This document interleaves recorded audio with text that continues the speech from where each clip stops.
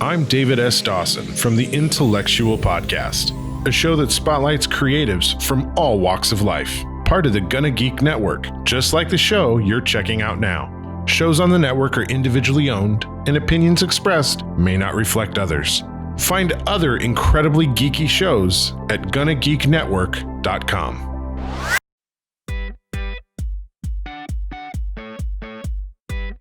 Welcome to an all-new Better Podcasting live chat.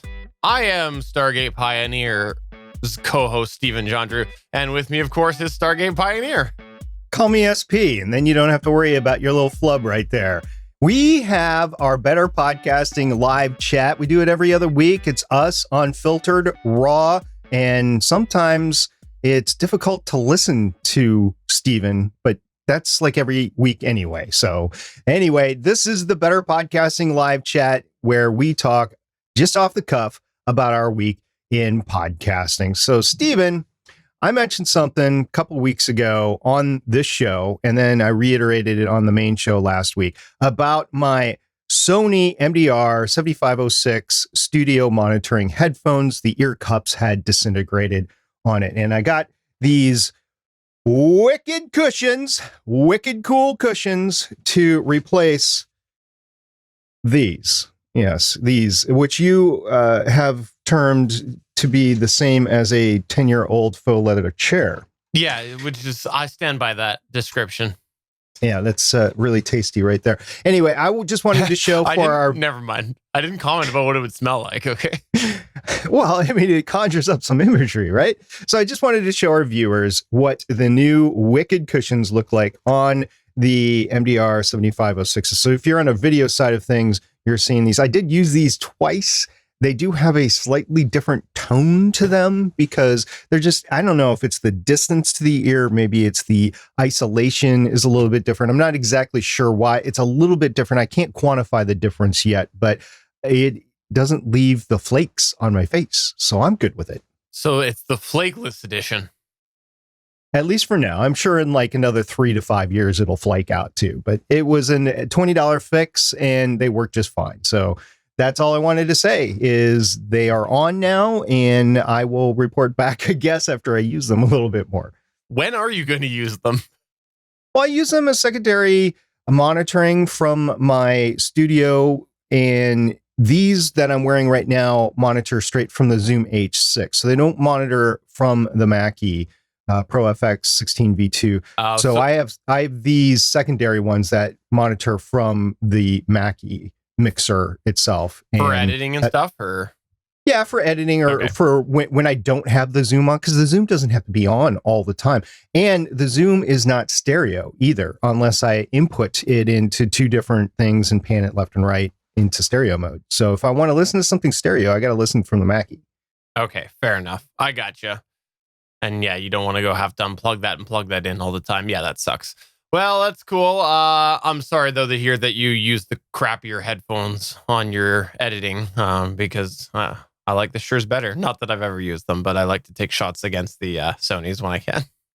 Well, I do use these from time when my Zoom is on. I do use them for editing, but really what I use for editing are my studio monitoring speakers, which we talked about before, that I just refreshed the JBLs, the 5-inch JBLs monitors. That's what I use for editing. Okay, fair enough.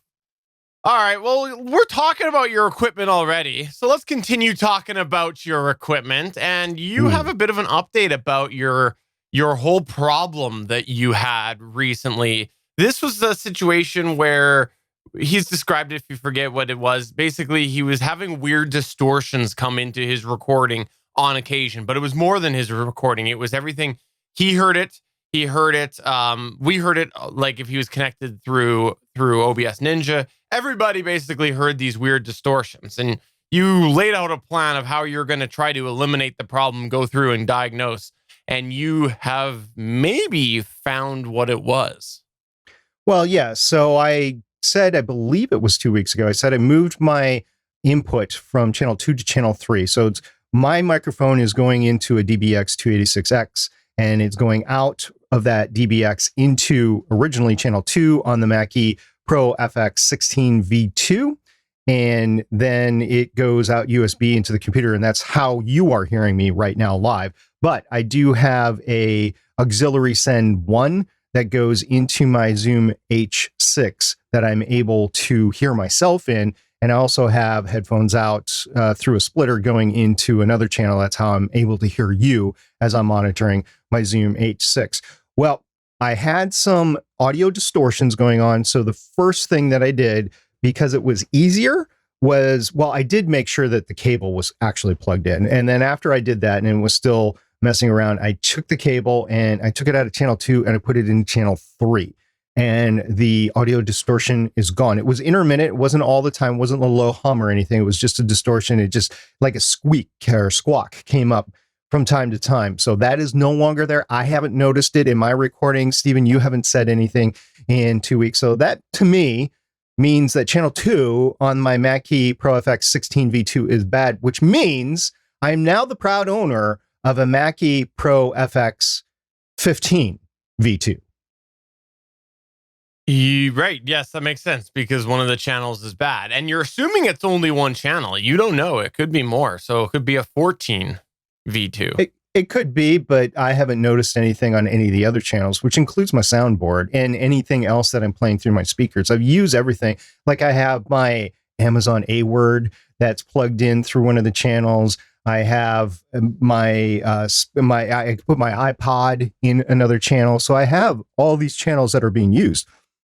And I haven't noticed anything wrong with any of the other channels. The one channel that I haven't tried is channel 1, which is actually the third in-studio microphone that wasn't hooked up to a DBX. It is DBX less. So if I have a third person that is cramped in this little closet, it would have to be through a dynamic microphone because it doesn't have any sort. You know what? That would be a great use of an MD46. I would probably use the Rode Procaster on one. I would use my Electro Voice RE320 on my channel, and then I would use the Sennheiser MD46 or one of them that I have on the other channel, and that's probably what my in-studio setup would be.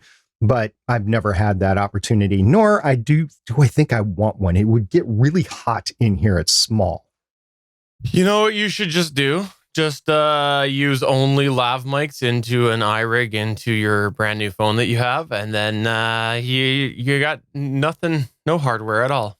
I do want one of those new iRig, what is it, iRig Duos or something like that. I do want one because then I could use an iPad or my new iPhone Pro Max, iPhone 12 Pro Max to do some podcasting, which...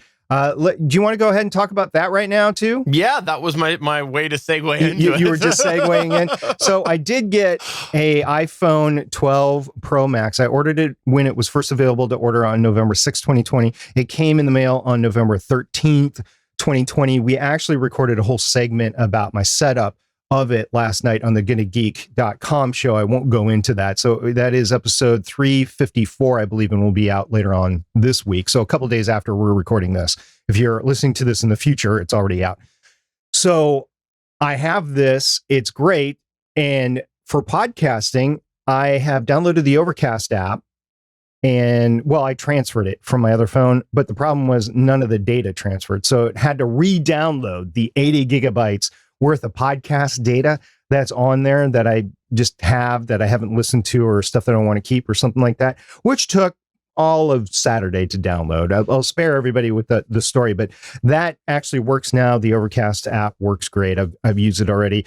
That's it. I haven't used it for any other podcasting whatsoever. I use the camera a little bit, been playing around with that a little bit in video and in the still pictures, but I have not done anything with podcasting. As soon as I do, I'll let everybody know. I did port all my podcasting apps over. So I have stuff like Backpack Studio over there. I have Twisted Wave.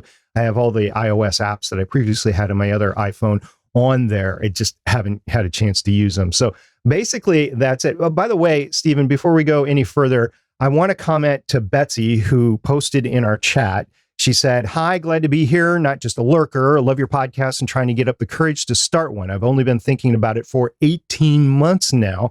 Honestly, Betsy, if you go back and listen to my story of how I got into podcasting, it took me about 3 or 4 years to get going podcasting. So 18 months, that's pretty good. And I won't name names, but I'll say in our chat room, we have a bunch of other people, including someone else who has been thinking about starting their podcast for a while now. We'll go ahead and not name names, but if you would like to go ahead and respond in the chat, you can go ahead and give that reassurance, Mr. Somebody Pennington. You can go ahead and put that in there. Calling him out. Yeah. I did mention, I believe 2 weeks ago, that I was excited to hear his episode 1. So Johnny, what's the URL to that? Just link it in the chat and we'll send it out to everybody else. Be grateful to listen to that. No, seriously, it's okay if you delay your podcast. Obviously, you want to make sure that you launch on time or launch eventually, but you got to get it right. But you also got to make sure you don't just drag your heels on and on and on and on and come up with excuses where you're just stopping yourself. But I think that it is okay. You know, if you're not comfortable, you're not comfortable. It can be a lot of work. We've talked about that. And sometimes you have excellent ambitions of starting something and then life changes and you no longer can. And that's okay. As a hobby podcaster, you got to be having fun. That's number one priority. Absolutely. And by the way, in the chat, Johnny Pennington does say, I know. He knew where I was going with that. I kind of closed it off really quick with the iPhone 12 update, but basically I want to know from our audience and our live chat audience, if you guys want to chime in, do you guys use your phone for anything directly for your podcast? Do you record onto it? Do you edit? What do you use your phone for podcasting? Just let me know. I would love to know that, and I will test out whatever that is on my iPhone 12. If it fits into my workflow, I'll try that. And for our audience that's listening afterwards, please let us know. You know, hit us up on Twitter at BetterPod, or come into our Discord at betterpodcasting.com/Discord and let us know what you use your phone for podcasting. And that is a great data set. Because Stephen, I don't think you use your phone for podcasting at all. No, only for weird random scenarios. Like if I need to, when we're streaming, if I need to preview that the stream's going, I'll dig out my phone. If I'm away, I'll use it then. But like I hardly do anything with my podcast on my phone. So no, not me. You do bring up though something that I think nicely fits in here. You mentioned that you use Overcast to listen to your podcast. And you don't use the Apple Podcasts app, do you? No, I don't. I do check our podcast there from time to time, predominantly, believe it or not, to see if somebody's left a review on Apple Podcasts, because that is legitimately Apple Podcasts. It's still iTunes on my computer, but it's Apple Podcasts on my phone. That's about the only reason that I pop into the podcast app. Well, this is kind of on the heels, too, of last week on the Better Podcasting main show. I commented about how whether or not people want to admit it, Spotify is a big power player now in podcasting. And I think Apple might be feeling some of this pressure. You know, loyal Apple users like you, I call you loyal Apple user because you've used an iPhone for a long time and have tried the Apple Podcast app. And anyways, not everybody wants to use the Apple Podcast. And some people like Spotify are coming into their territory that Apple used to have. Well, I just read that apparently Apple Podcasts has made it so that you can now make a embed player on a web page. So basically you can now add an embed player to a website that will embed the podcast via Apple Podcasts. This is interesting because usually you could only embed something that was an Apple Podcast directly to the media file through your hosting provider, through, you know, one of the other services that were out there. But it looks like Apple has created an embed code. Now, I haven't had a chance to try this yet, but I think that this is really telling, in my opinion, because they were so closed with Apple Podcasts for so long. And you got things like Google coming in, making it really easy to have that sort of have podcasts on the internet routed through Google Podcasts. You got Spotify doing their thing. And now Apple's changing their way a little bit because ultimately their metrics and the metric set that they offer means nothing if they can't maintain a huge control of the podcast consumption. Because if they're only able to offer people's consumption history that is awful, that is through Apple Podcasts, and if all of a sudden only 15% of people listening to podcasts are listening through Apple Podcasts, that means nothing. Their data set is pretty much invaluable. You know, I was thinking about this. Not invaluable. It's useless. So I was thinking about this as the Apple podcast sphere of direct listens goes down, and the increase in, like, say, Google architecture, Spotify, or one of the other locations where people listen to podcasts grow. Apple still has a direct impact on podcasting because of the API and all of the other podcast apps, such as Overcast, that they influence indirectly just because of the catalog that's available. Because the API has been open, which is a great thing that Apple's been doing. And so you have a bunch of different apps, both on the Android and on the iOS side, that pull from that API, and that they're able to have the catalog, the Apple Podcast catalog there. Now, I don't know if it's persistent and it continues, that the degradation of the Apple market share goes down, and I don't know what that's going to be. Is it 40%? Is it 10%? Is it 15%? Is it 25%? I don't know. But at some point in time, Apple's going to go, why are we putting all these resources into it where it's not giving us anything back, and we're such a small part of the market share? And at that point, they might decide to close it down, in which case, I don't know where all these apps are going to get their directory from or pull from, because the way Google does it, there is no central database. Google, it's all based on the search criteria and the searchability of the header information on the website, which the podcast is hosted on. So I don't know how that's going to affect different apps. Are we going to go back to the era, which, Stephen, you remember, where you had to apply to about 15 different places in order for your podcast to be heard? I think we're at that already, to be honest. I think that there is enough pull in enough directories that you now need to consider the multiple submissions again. I 100% think that we're already at that. And I say that because not everybody uses a media host or wants their media host, or possibly should allow their media host to submit it on their behalf. There's a whole bunch of questions in there. And even if you are using that, you are still having your media host submit to all of these places. So I think we're entirely back to that. And it's not just submit it to Apple anymore. I don't think it ever really was. Even just a couple of years ago, it was like 3 different places at least that you'd want to send it to. Right now, I would say you'd want to send it to Apple Podcasts. You'd want to make it searchable. You don't send it. You'd want to make it searchable by Google, or what's it called? It's not searchable, but findable. I forget what the technical term is when you're making your podcast available for Google to index it. Yeah, I forget what you call that too, but indexing or whatever. Okay, so there's Google, and you have to make sure you're following by the rules, and it's not as instantaneous. It might take even a week or 2. You don't know, but eventually it'll pop up there. So that's to Spotify. I would make sure that you're in there. To a lesser extent, TuneIn. Just off, and that's off the cuff. Stephen, is there anywhere else that you would make sure that you would submit your show to today? That's all that I can think of off the top of my head. But I think a few years ago, you could just have gotten away with Apple Podcasts and have been totally fine. Well, true. iHeartRadio is another one, by the way. Questionable. Well, the reason that I want to be on iHeartRadio is whenever I'm in the car with the girls and they're listening to the radio, and that's the only time I listen to the radio, by the way, is when the girls are in there. And seriously, it is. I've got my podcast. I have 80 gigabytes of podcasts to get through. I think I don't have to listen to the radio. So I'm listening to the radio, and I hear these commercials about how you can find the show on iHeartRadio. And I every single time I just turn to them. I'm on iHeartRadio. So, I could say that because I am on iHeartRadio. That's fair. That's fair. I do that with my kids. They are obsessed with watching gamer YouTube videos. And I'm like, I'm on YouTube. They're like, what? You're on YouTube? Yeah. That's what I do. I go on YouTube.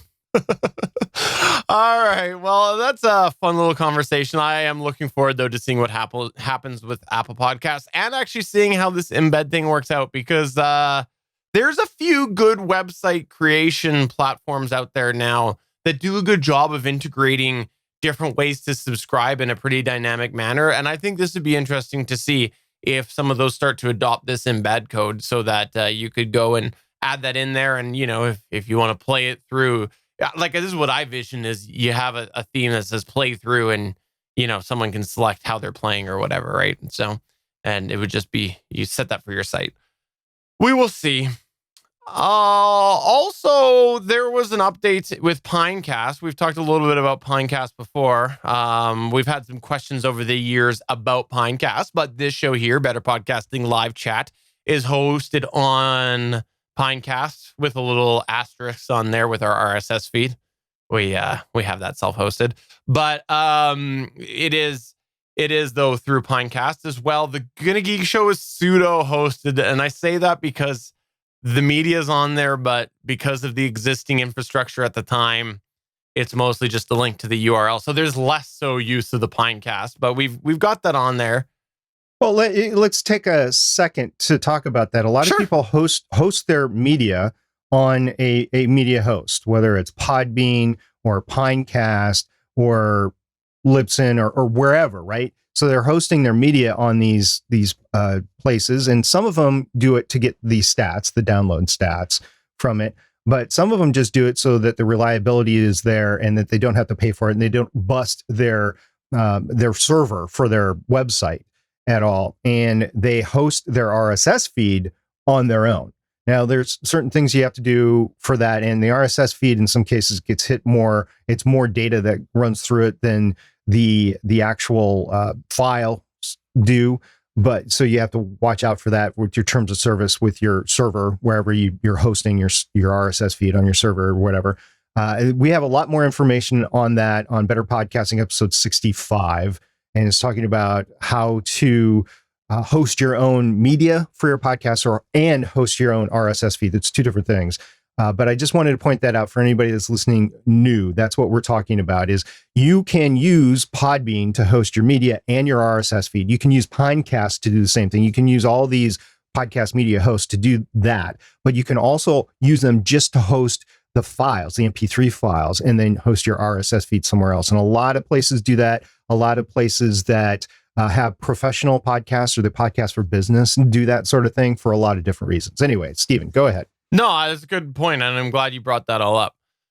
The long story short is Pinecast is pretty much, as far as I know, a one-person operation. There might be a couple in the background, but the main part of it is a one-person operation. I believe his name is Matt, and he's somebody that we've talked to in the past about Pinecast, and we followed Pinecast for a little while.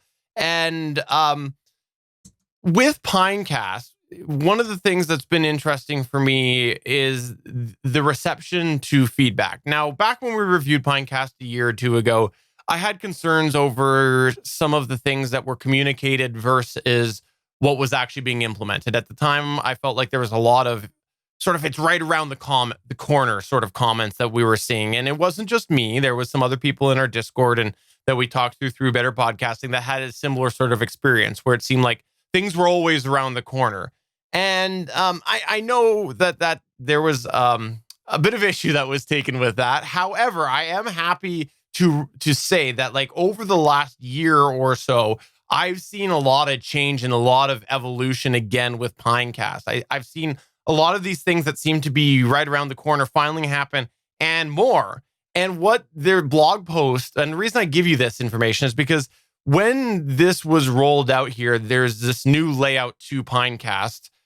The blog post was very transparent, and I liked that. And Matt admitted that the reason that this happened was because he had a customer who left his service because they really didn't like the layout, and that's what it bottom line came down with. And he said that stung, and he took the feedback and looked at it, and it was relevant, and he felt like it needed to be done. And he kind of gives a bit of backstory about how Pinecast sort of evolved from what was a project for a couple friends to being more mainstream. And I think that this layout has done a bang-on job of what needed to be changed. It feels a lot more modernized. And I say that a little bit hesitantly because I think that Pinecast version 1 was way more modern than at least one mainstream provider out there, if not two that I can think of, but I won't name.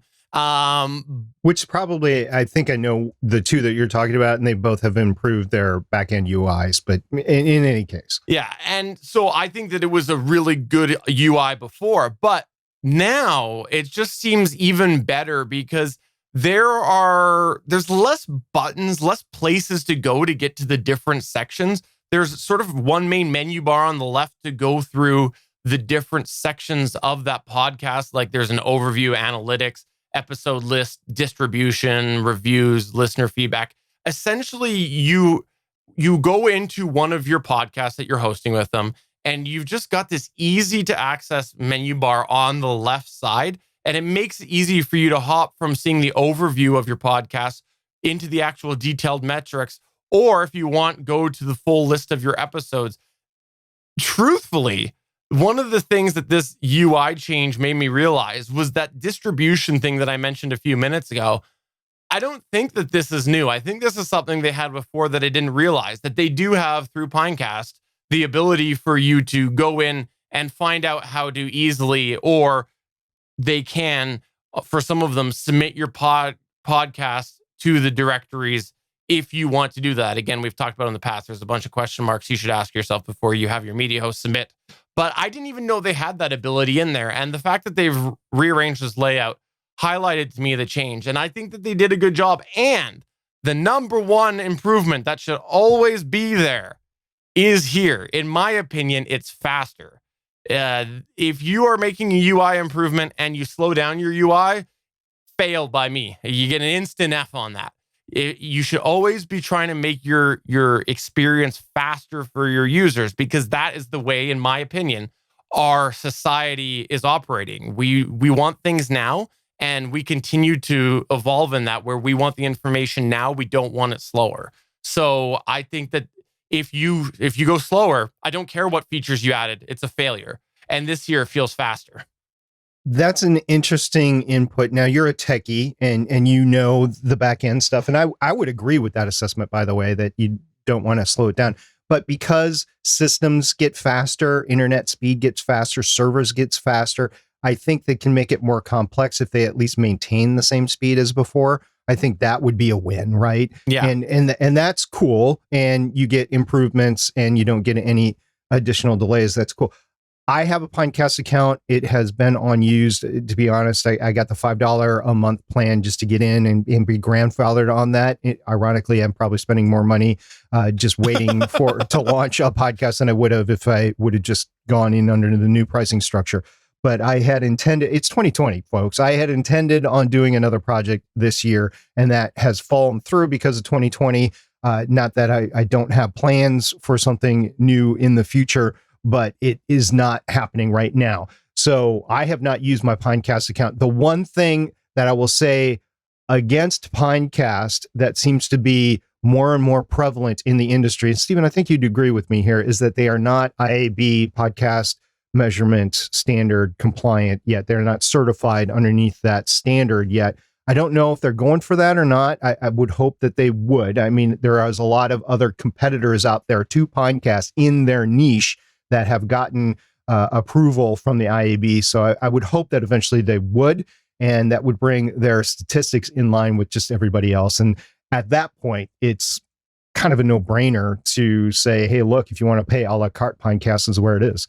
I agree 100%. And that is one of the big holdups that would probably, at this moment here, they're going to get, like, I would recommend them with a bunch of caveats. And I've mentioned that before. And that is a big one there. And I have concerns about whether they will get it in the future. And that is a big problem for some people.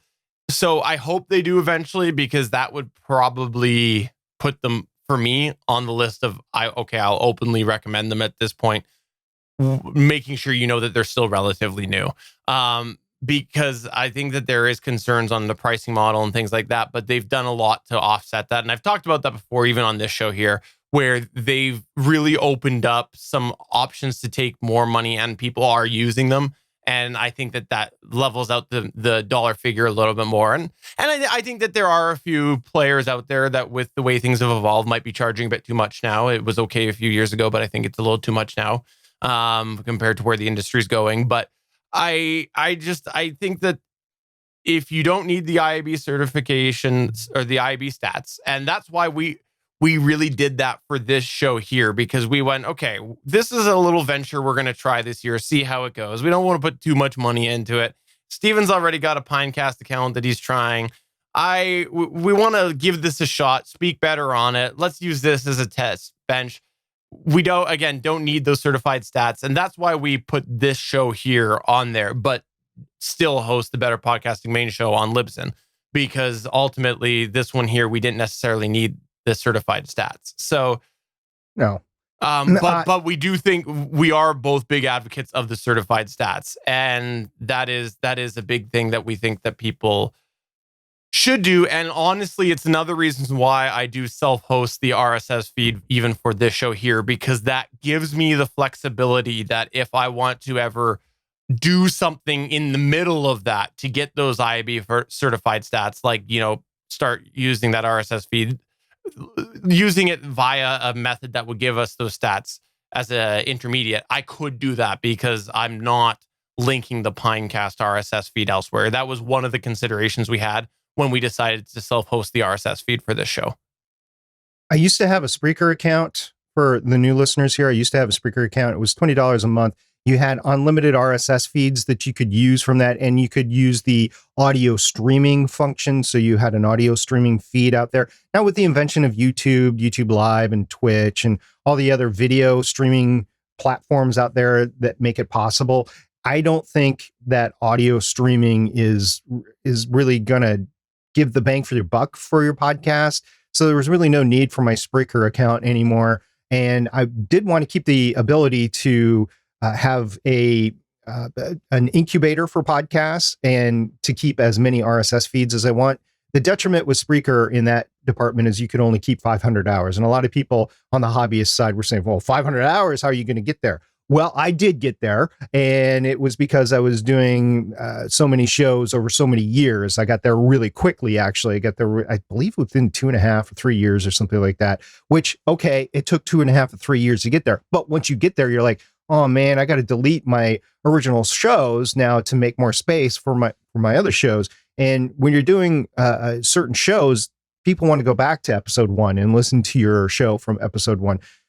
So all things considered, the $20 a month for Spreaker, where I wasn't really using the audio streaming function anymore, and it was limited in the total amount of hours that I could store, versus Pinecast, where I would spend $5 a month instead of $20 a month and get unlimited RSS feeds, it was no brainer to go with Pinecast. And that is why I have a secondary account through Pinecast.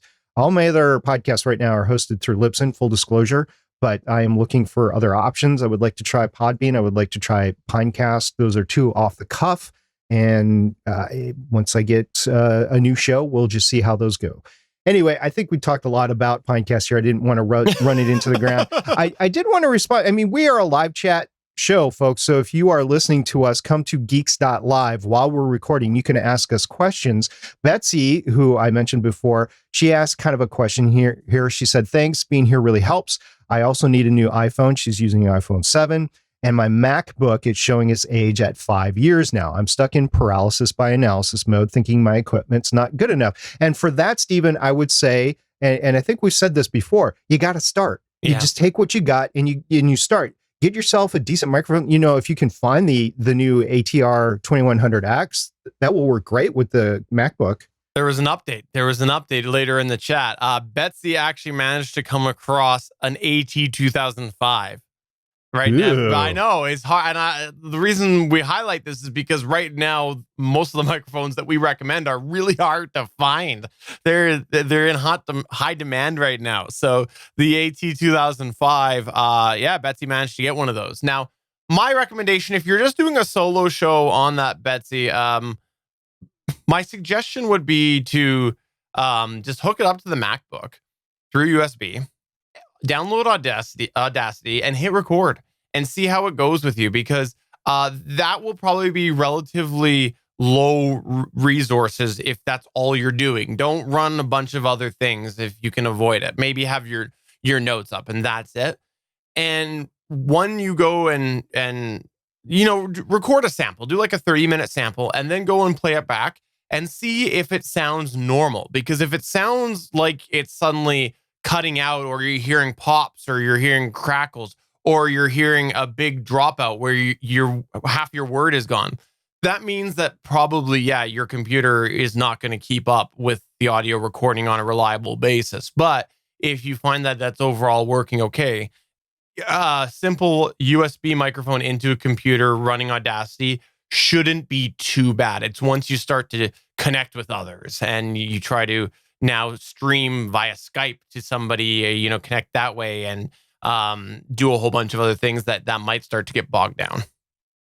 Along the conversation of microphones, Bangs Nutty Bits posted in the chat that he got his biweekly email from B&H that they still don't have the Samsung Q90, which was supposed to be a new microphone in 2020 that hasn't come out yet. We've addressed this on the main Better Podcasting show. And I asked about the Shure SM7, and there was a lot of chat back and forth about the SM7 and people thinking even the Samsung Q2U was better. MV7. Yes, the MV7. Did I say SM7? You did. I meant the MV7, the new USB XLR dual microphone that's $250 from Shure that just came out a couple of weeks ago.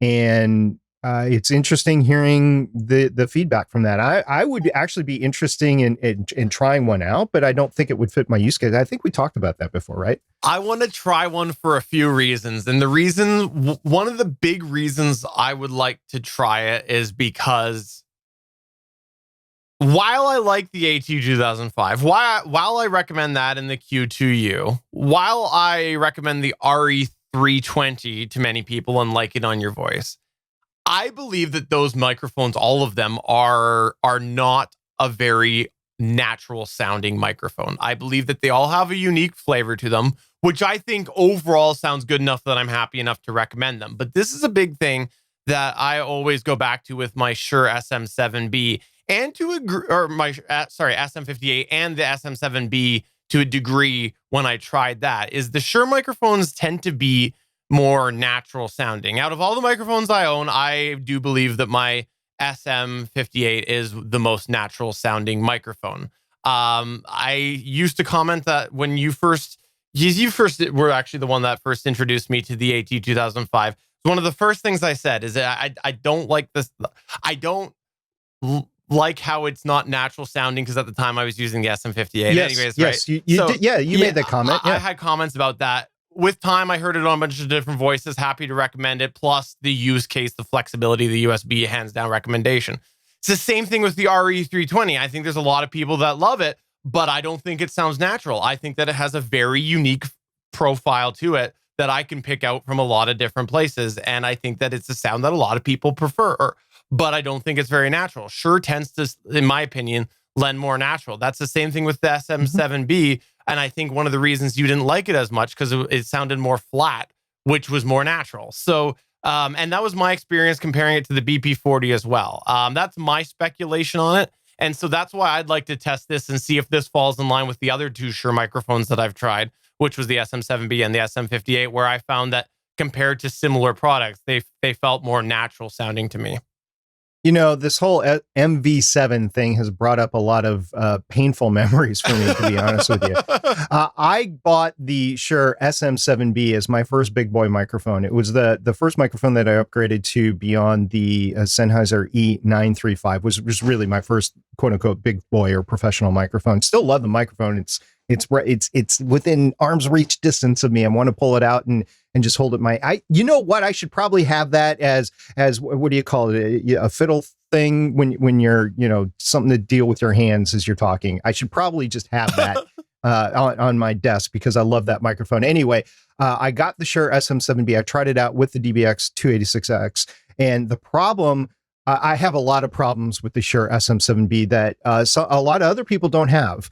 But I did, because the first thing is I could not provide enough gain to it and didn't understand why. And that was really the main reason that I didn't like it, because I heard a lot of distortion in it because I had to drive the gain on the DBX 286X up so much. It just ended up distorting the sound on the low end. I probably had maybe too much bass on there, or low end frequencies on there as well.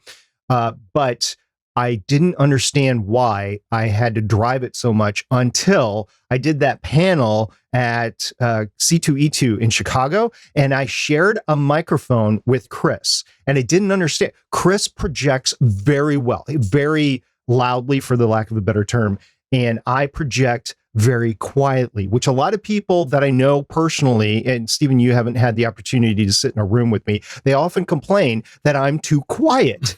and when I don't want it, what I'm saying to be overheard with like kids in the next room or whatever, I get even more quieter, and people are like, SP, I can't hear you. This is annoying. So I didn't realize how softly I was projecting until I was doing that panel right next to Chris. And when Chris was talking, I could hear his voice clearly in the speakers in the room. And then when I talked, I actually leaned forward into the microphone and I was talking, I couldn't hear myself.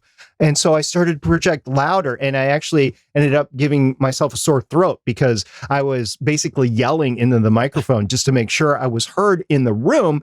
And it was because Chris was so much louder than me. So the poor engineer at the console at the end of the table, he's flipping back and forth in between me and him, trying to make me being heard and trying to make sure Chris wasn't blowing out everything. So that's when I knew that the real reason behind all of the other issues, and I have other issues with the Shure SM7B, but the real issue that I had with the Shure SM7B was because of the lack of projection, and I had to push so much gain into it. I don't like the fact that it doesn't reject sound as well as other microphones do, like the Rode Procaster or the Electro Voice RE320. And the other thing, the flatness of the voice, I actually think I'd be okay with that now.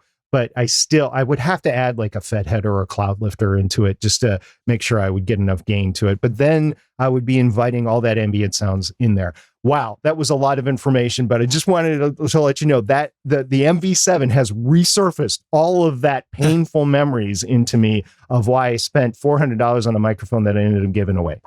Bottom line, Audio-Technica ATR 2100, AT 2005, or Samson Q2U. That's our recommended go-to starting microphones, and we like all three of them. We do. We own all three of them. Also in the chat, following up to our previous conversation, because let's keep going about this, because that's why we call it the live chat and Q&A. Betsy was asking about whether I recommended Audacity rather than GarageBand. In the chat, we've got Bangs Naughty Bits giving a few reasons why he prefers not having GarageBand. Number one, saying it's annoying and has effects on it by default, as well as saying it's better in several ways, but has a steeper learning curve. But I only said Audacity because, like, I can speak to Audacity's resources. I don't own a Mac. I can't speak to GarageBand. So I don't know. I honestly have no idea, and I'm out of my depth on that. Ironically, I was just talking last night about on the GonnaGeek.com show about available at GonnaGeek.com/show about getting a Mac. I was thinking about getting one of the new Mac Minis for my home entertainment center as a streaming computer, but at least that would be the first Mac that I would have in the house that I would be able to use. Full disclosure, my daughter switched over. She's in college right now. She switched over from a Microsoft-based laptop to a MacBook Air last fall when her laptop broke. And all of her friends had a MacBook Air or MacBook Pro. So she really wanted to go all in the Apple architecture. And that was fine because she already had an iPad Air and an iPhone. So I was like, fine. Just so you know, I'm not going to give you any tech support because I don't know, just like you were saying, you didn't have any experience with it. I don't have any experience with it either, but I would like to at least have the OS to play around with and to say, hey, look, I can use GarageBand on here, or I can use Logic Pro, or I can use Audacity or whatever other program that you can use on a Mac OS, because quite frankly, I'm out of my depth there. I have never used it for podcasting. Continuing on with our chat, which is again following to the same line of thought here. In the chat, Bangs Naughty Bits brings up a point that we had kind of talked a little bit about, I think on Twitter or something like that. Mac is changing the Intel process or changing the processor that they use away from Intel to a new, what's called an M1. And I think that will be interesting to see how well that goes, because there's supposedly going to be an emulation layer involved for the Intel-based applications. If you remember, if you're old enough to remember this, otherwise take our word for this. Way back in my day, Apple did not use Intel processors on their computers. No, they did not. And because of that, you had big software problems. It was a big thing when all of a sudden Apple did go over to the Intel processors. It opened up the doors for developers quite a bit in a bunch of different ways, including Windows emulation. But it was really interesting to see.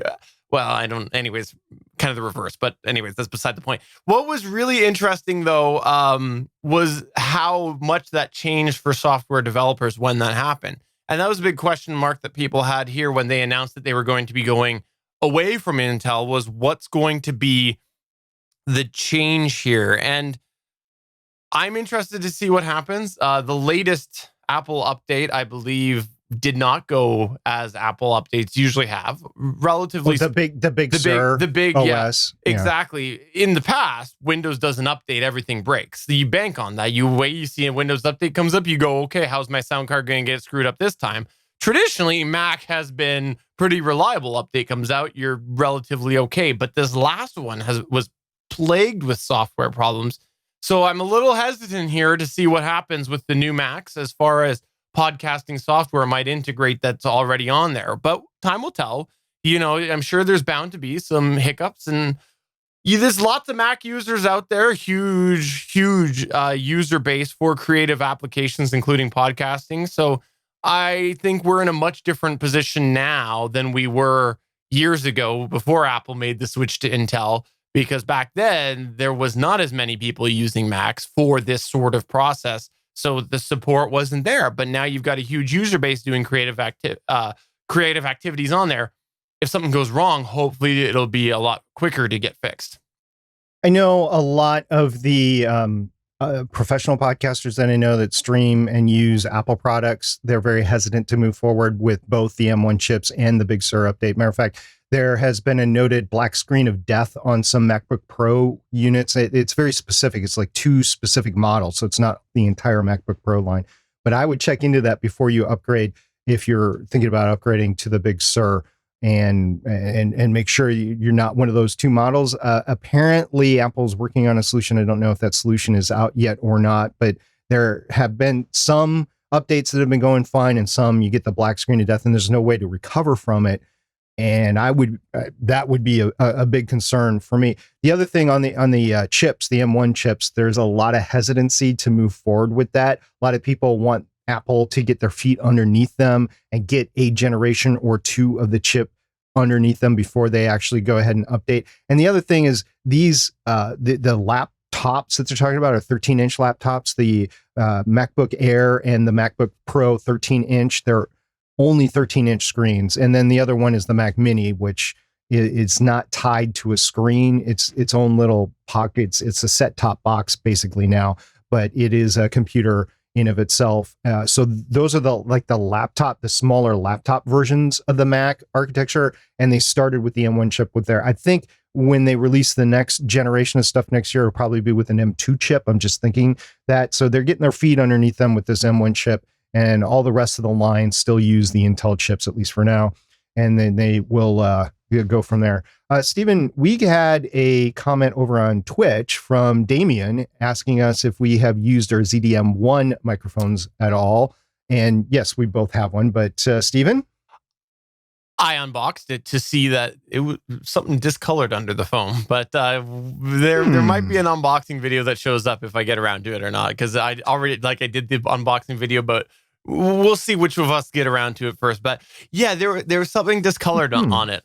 I don't know, but I haven't used it yet. No. Interesting. Now I haven't unboxed mine yet either, and this is the second issue that I have personally heard of some stuff coming out of the box. Not great with that. So it's not boding all that well. Not with the microphone. It's obvious to those that listen or watch Jondrew over on Podcastage. He took the headphones out and they were literally hanging by like 3 different threads. They were crushed. Really? So he's like, I'm not going to review these because they're broke, and I don't review headphones anyway. But he just made a point to saying that they were broke, and he wasn't going to make a comment either way because they were broke. But he said they were broke. So, well, I'm a little worried now, I have to say. But Hey, I mean, it's a microphone. We got it. We'll use it, and it'll be up to Zoom to correct their issues with manufacturing and shipping, I guess, and packaging in the future if they want to stay competitive in the market. Do you have something else that you want to talk about as I quickly try to pull up a screenshot of the discolored for talking our about video? Talking about new microphones, I in the last 2 weeks since we recorded, I heard that there was yet another new microphone, the Yellowtec IEM microphone. It's been marketed to podcasters as kind of a wireless interview microphone with 3 different capsules. And I won't go farther than that because it's $800. So I'm not going to go ahead and get one to test because we're dealing with hobby podcasters that find it a stretch to do a $200 microphone. So if you're dealing with a $800 microphone, that is an issue there. So Stephen, you're blocking yourself out with a Endfire microphone right there. Yes, that's the ZDM one for those of you who are following on the video side of things. You can see right about the center, there's a spot, and that was there when I took off the foam. So, oh yeah, I can see that. It's something, the audio listener, you don't really need to go check this out if you don't want, but it was there. It was there when I took that off, so I wasn't sure what that was. And I think there was something else, actually, now that you say that. I think there was something else during the unboxing, but I can't say for sure. I remembered the spot. There might have been something else, but I did a few unboxings when I did that. I had like 3 that I needed to do all together. So I might be mixing up things, but I did remember that. Okay. As for the Yellowtec, keep in mind with the Yellowtec, that will be an interesting thing to follow because they also make really awesome mic arm stands that are out of a hobbyist price point budget, the average hobbyist price point budget. So they're it's good, professional grade equipment, but it's professional grade equipment and apparently is phenomenal. However, not within a hobbyist budget. Maybe the mic's the same. I don't know. Last thing that I want to mention today is just a little tease for something that I'll probably talk about in the future. I mentioned it on last week's Better Podcasting main show, the Sennheiser IE40 Pro in-ear monitors. There's an unboxing video on the GonnaGeek Gear YouTube channel. It's a little test that I wanted to do. I saw a sale and I had a weak moment and I'm like, I'm going to buy those because I want to compare. Because I use the Shure SE215 in-ear monitors. They're budget basic price point, and I've been really happy with them. I try not to get too extravagant with these sort of things because it is a hobby, and I look for something that's good but is not super expensive. And that's where I came up with the Shures, because the Shure SE215s, from what I read, they were far better than the stuff that was like half the price and seemed like it was a lot more comfortable. And I've never tried the cheaper ones, but I know a lot of the things that people have complained about with the cheaper ones, I don't have issues with, like comfortableness and things like that. So I thought, okay, well, I've used those for a little while, and the sale came up on the Sennheiser IE40 Pros, and I wanted to give them a bit of a try, and I plan to do a review in the future. As bottom line, at this moment, I prefer the SE215s over the IE40s. I think the biggest win that the IE40s have is they seem a little clearer overall. I think the high end is a little bit, picks up a little, or I don't know what you would say. You hear a little bit more because the high end sounds a little bit clearer than the Shure SE215s. The low end's muddier. But, you know, that sort of nuance in the upper end that sometimes is important when you're monitoring, I think is a little bit better on the IE40s.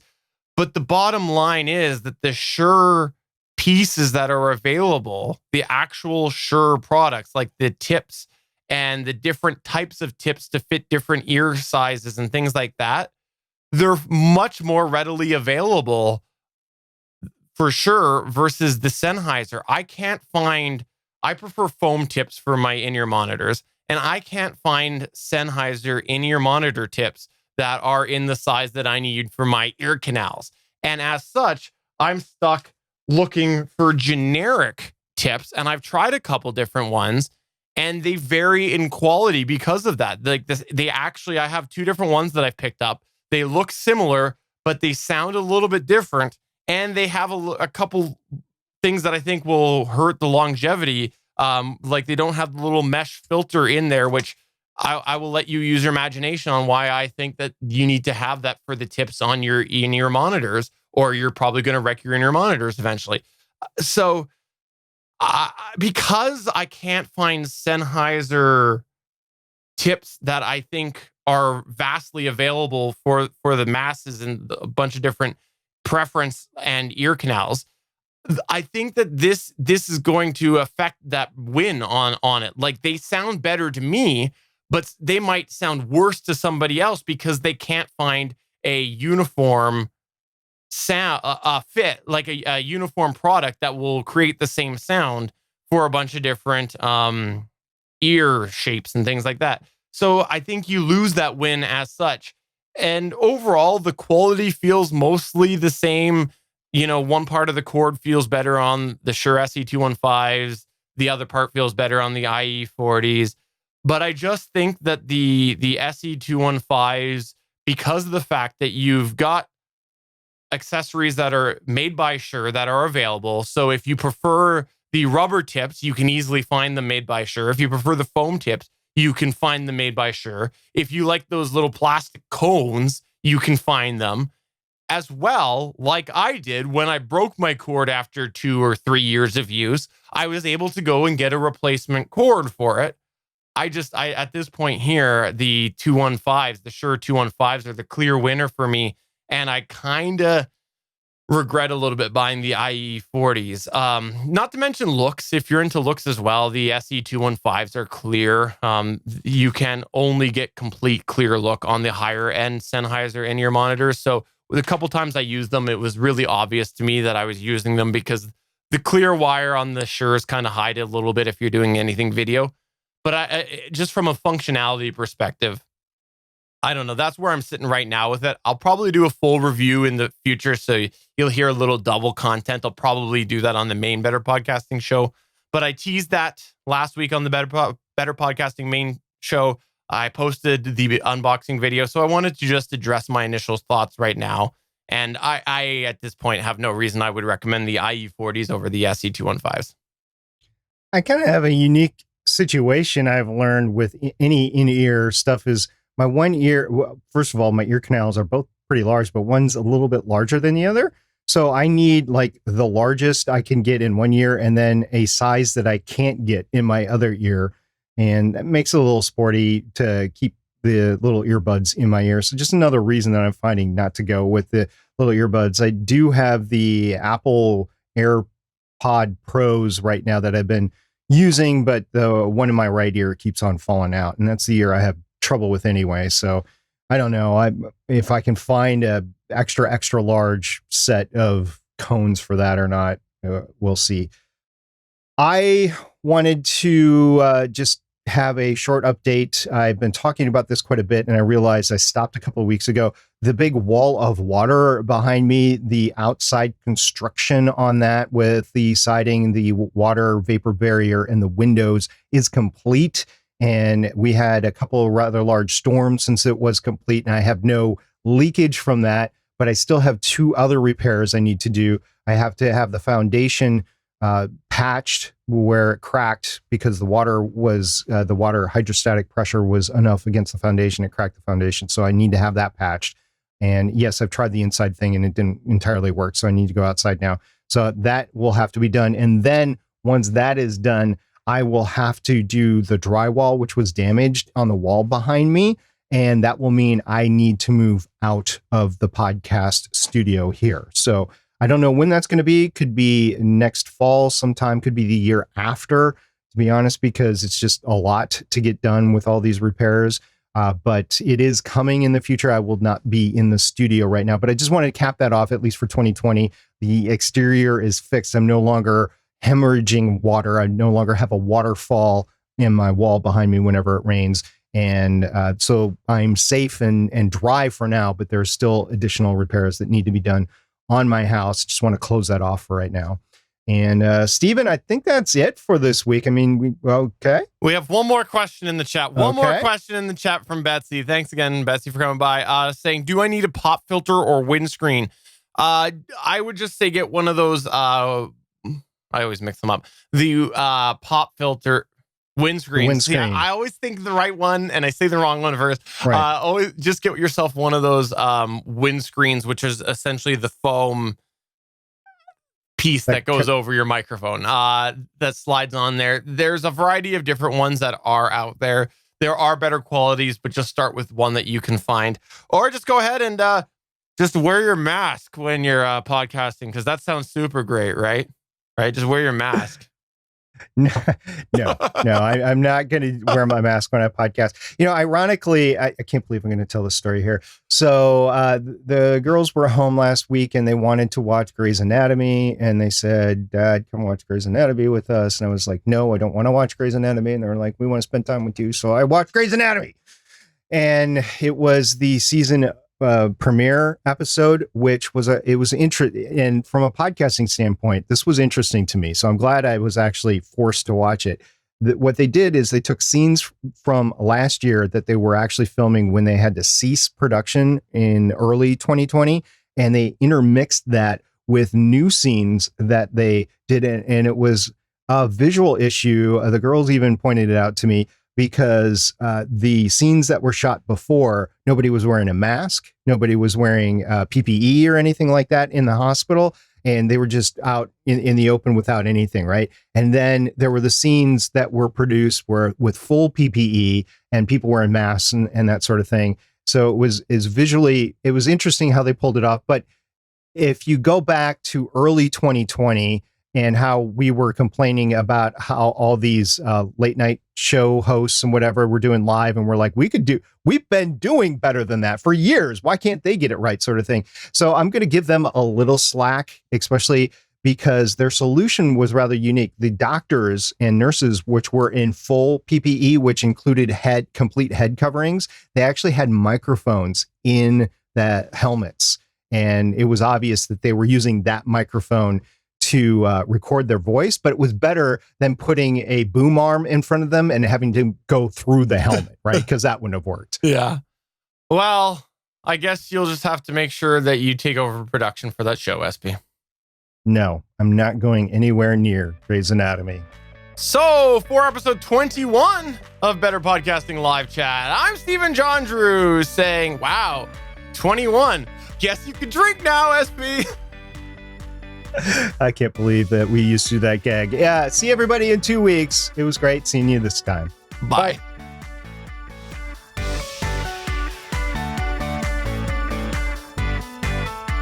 Thanks for checking out another episode of Better Podcasting. You can find the full back catalog of Better Podcasting at betterpodcasting.com. If you're into geeky podcasts, please check out the other podcasts on the GonnaGeek Network at GonnaGeekNetwork.com. This show was produced and edited by Stephen Jondrew of GonnaGeek Productions. Voice work was done by L.W. Salinas. Thanks again for listening or watching, and we hope to see you again next week.